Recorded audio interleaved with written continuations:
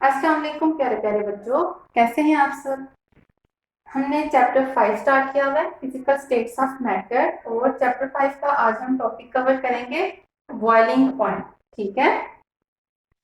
Boiling point में जो हम चीजें डिस्कस करेंगे उसमें सबसे पहले हम डेफिनेशन को देखेंगे। ठीक है, फिर हम इसको एक्सप्लेन करेंगे।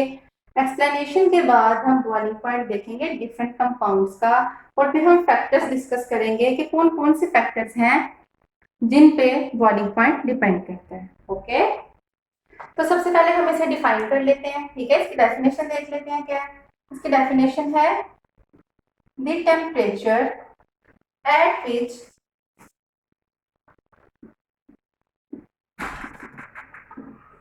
The vapour pressure of a liquid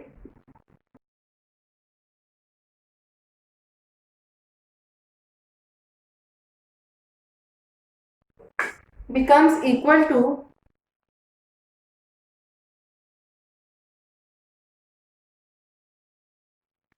atmospheric pressure।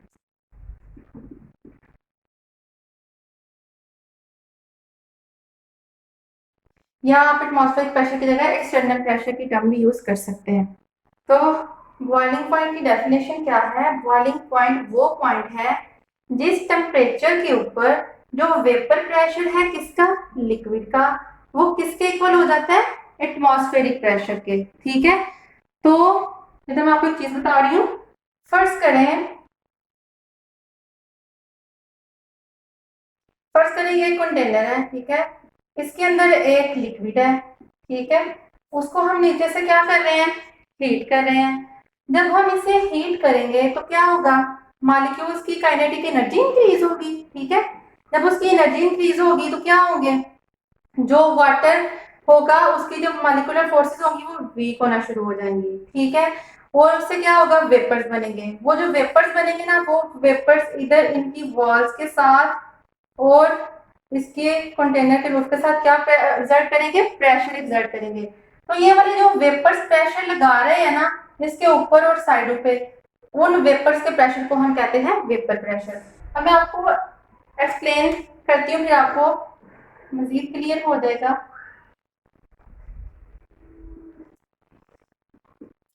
अच्छा, जस्ट सपोज हम एक लिक्विड ले लेते हैं। जब उस लिक्विड को हम हीट करेंगे तो क्या होगा, काइनेटिक एनर्जी इंक्रीज होगी।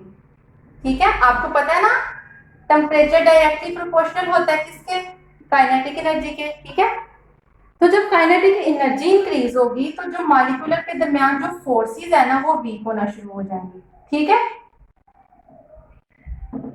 फोर्सेस क्या होंगी, वीक होना शुरू हो जाएंगी। तो जब फोर्सेस वीक होंगी तो क्या होंगी, जो रेट होगा किसका, इवेपोरेशन का, वो इंक्रीज होगा। और जब इवेपोरेशन का रेट इंक्रीज होगा तो अल्टीमेटली वो किसके इक्वल हो जाएगा,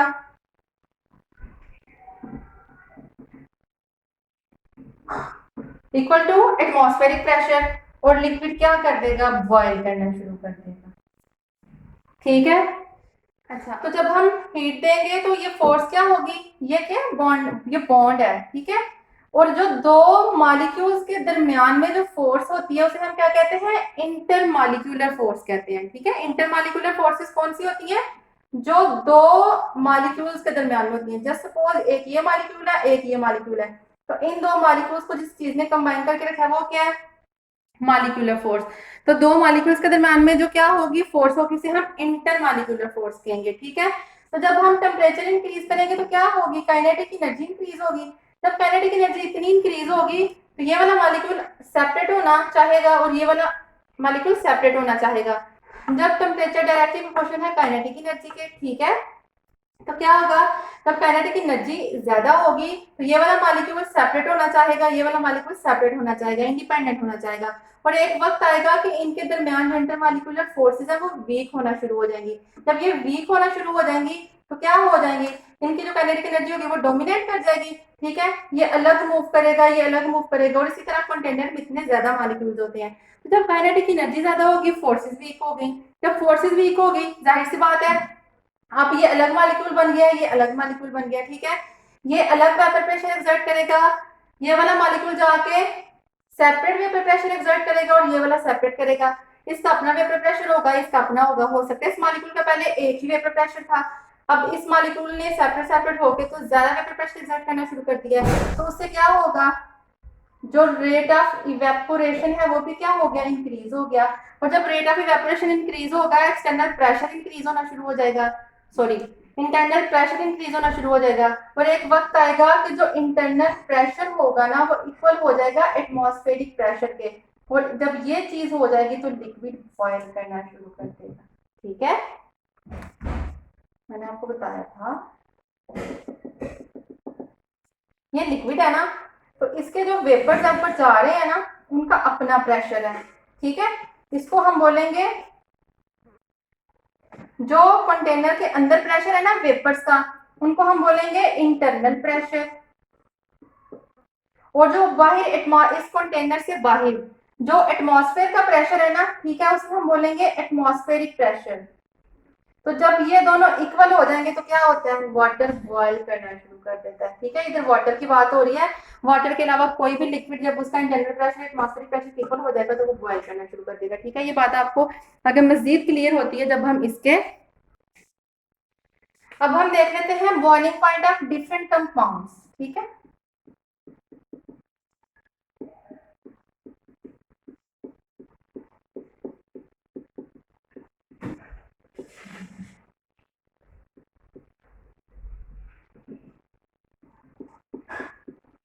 boiling point of different compounds, हम इस चीज को एक्सप्लेन करेंगे, हम इनकी कर्व्स बना लेते हैं। ठीक है, आप सपोज करें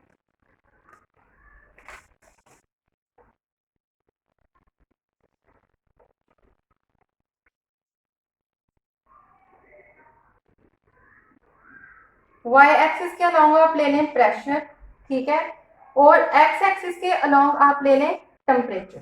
ठीक है, left to right temperature increase कर रहा है and top to bottom pressure increase कर रहा है। ठीक है, हम कह देते हैं टेम्परेचर यहाँ पे 20 डिग्री सेल्सियस है, यहाँ पे 40 डिग्री सेल्सियस है, यहाँ पे 60, 80 और 100। ठीक है, और प्रेशर हम किस में ले रहे हैं, मिलीमीटर मर्करी में ले रहे हैं। और हम कह देते हैं ये वाला जो प्रेशर है ये एटमॉस्फेरिक प्रेशर है। ठीक है, ये वाली जो लाइन है ना ये एटमॉस्फेरिक प्रेशर है। एटमॉस्फेरिक प्रेशर कितना होता है, 760, ठीक है, मिलीमीटर मर्करी में। तो अब हम देखते हैं, हम डिफरेंट लिक्विड्स ले लेते हैं और हम देखते हैं कि उनमें क्या बिहेवियर आता है। जब हम टेम्परेचर इंक्रीज करते हैं तो प्रेशर इंक्रीज होता है, तो क्या उनमें चेंजेस आती हैं। तो इधर हम 3 लिक्विड्स ले लेते हैं। ठीक है, सबसे पहले कंपाउंड है ईथर, डाई इथाइल ईथर। ठीक है, वो बॉयल करना शुरू करता है ऑलमोस्ट 34.6, ऑलमोस्ट ये 34.6 बन रहा है। ठीक है, तो क्या होगा, इस यहां से ये कर्व इधर को आएगी। ठीक है, और ये किसकी है, ईथर की है, और कितना है इसका 34.6। ठीक है, ये मैं आपको भी समझाती हूँ, पहले मैं बाकी कंपाउंड से भी ड्रा कर लूँ। उसके बाद आता है हमारे पास अल्कोहल आ जाता है, जो कि बॉयल करता है ऑलमोस्ट 78 पे। ठीक है, ये क्या है, अल्कोहल हो गया, और ये है हमारे पास वाटर जो 100 डिग्री सेल्सियस पे बॉयल करता है। वाटर का तो बॉइलिंग पॉइंट पता है ना आपको, 100 डिग्री सेल्सियस है। ये वाटर का हो गया, और अल्कोहल का कितना है, 78 डिग्री सेल्सियस। ठीक है, अब ये क्या है, ईथर है, ये अल्कोहल की है कर्व, और ये वाटर की कर्व है। ठीक है, अब देखें यहाँ पे क्या है, 0 डिग्री सेल्सियस। ठीक है, तो 0 डिग्री सेल्सियस पे जो ईथर है उसका जो प्रेशर है वो ऑलमोस्ट 200 था। ठीक है, और जैसे ही टेम्परेचर इंक्रीज हुआ, हमने टेम्परेचर इंक्रीज किया, इंटरमॉलिक्यूलर फोर्सेस वही वीक हुई, रेट ऑफ इवेपोरेशन इंक्रीज हुआ, तो 34.6 डिग्री सेल्सियस पे ईथर ने बॉयल करना शुरू कर दिया। क्यों, क्योंकि इस टेम्परेचर पे जो ईथर का एक्सटर्नल प्रेशर था उसका वेपर प्रेशर किसके इक्वल हो गया, एटमॉस्फेरिक प्रेशर के इक्वल हो गया, तो इसने बॉयल करना शुरू कर दिया। अब आगे देखें, अगर हम अल्कोहल की एग्जांपल लें तो अल्कोहल का जो 0 डिग्री सेल्सियस पे प्रेशर है वो ऑलमोस्ट 25 मिलीमीटर मरकरी है, ठीक है। तो जैसे जैसे हम टेम्परेचर इंक्रीज करते गए तो क्या होता गया, इंटरमॉलिक्यूलर फोर्सेस वीक हो रही हैं, और वीक होते होते होते 78 डिग्री सेल्सियस पे जो एक्सटर्नल प्रेशर है वो वेपर प्रेशर के इक्वल हो, जो वेपर प्रेशर है, ठीक है, वो एक्सटर्नल प्रेशर के इक्वल हो गया, और इसने भी बॉयल करना शुरू कर दिया। और उसी तरह से वाटर का अगर हम देखें तो ये 5 मिलीमीटर मरकरी है, ठीक है, और वाटर ने भी 100 डिग्री सेल्सियस पे बॉयल करना शुरू कर दिया, ठीक है। अब इससे क्या चीज आपको पता चलती है कि सबसे अच्छा, आप एक चीज बताएं, सबसे स्ट्रॉन्ग इंटरमॉलिक्यूलर फोर्सेस किसमें है? वाटर में ना। क्यों? क्योंकि देखें उसने ज्यादा टाइम लिया है, उसको ज्यादा टेम्परेचर लगा है, उनको उसको 100 डिग्री सेल्सियस तक टेम्परेचर देना पड़ा है, तो तब जाके जो उसकी फोर्सेस हैं वो वीक हुई, और उसने क्या किया, उसका जो वेपर प्रेशर है वो ठंडा प्रेशर इक्वल हुआ और उसने बॉयल करना शुरू कर दिया, ठीक है।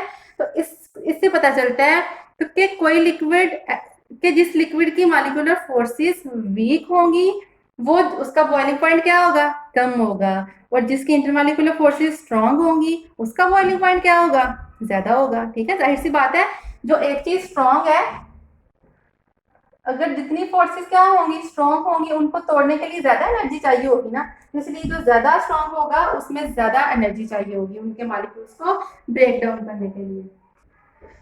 ओके, देखें डेफिनेशन हो गई, एक्सप्लेनेशन भी हो गई, बॉइलिंग पॉइंट भी हमने देख लिया डिफरेंट कंपाउंड्स का। अब हम फैक्टर्स को डिस्कस कर लेते हैं, ठीक है।